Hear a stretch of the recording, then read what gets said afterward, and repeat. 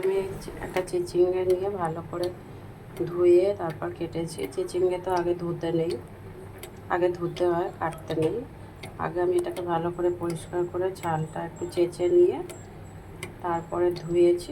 কচলে কচলে ভালো করে পরিষ্কার করে ধুয়ে, এটা গায়ে থেকে আঠা বেরোয় কিন্তু হালকা, তো এটাকে ভালো করে পরিষ্কার করে ধুয়ে তারপর কুচিয়ে নিয়েছি।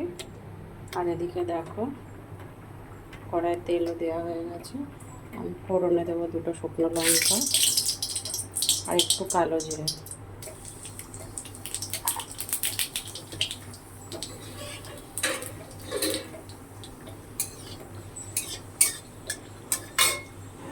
চিচিঙ্গাটা দিয়ে দিচ্ছি।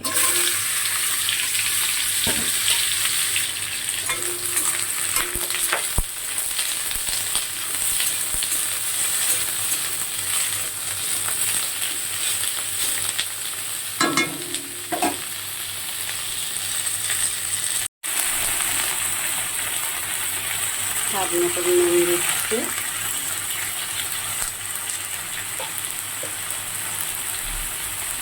হলুদ দিলাম। একটু নাড়াচাড়া করে তারপরে ঢেকে দেবো।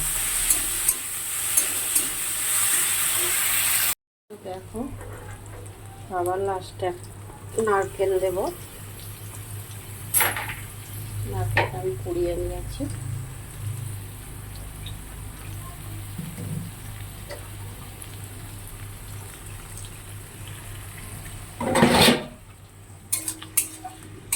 এইভাবে বাড়িতে চিচিঙ্গে বানিয়ে খেয়েও বন্ধুরা, তোমরা দেখবে অনেক টেস্টি লাগে। নারকেল তো তুমি যাতেই দেবে সেটাই ভালো লাগে।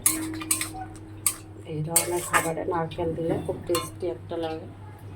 আর দেবো সবার শেষে একটুখানি চিনি।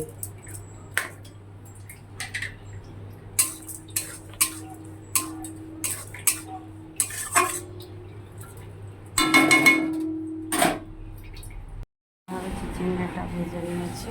এইভাবে ভেজে খেলে খুব টেস্টি, টেস্টটাই একটা আলাদা ধরনের লাগে আর খুব ভালো লাগে। এক থালা ভাত খেয়ে নিতে পারবে।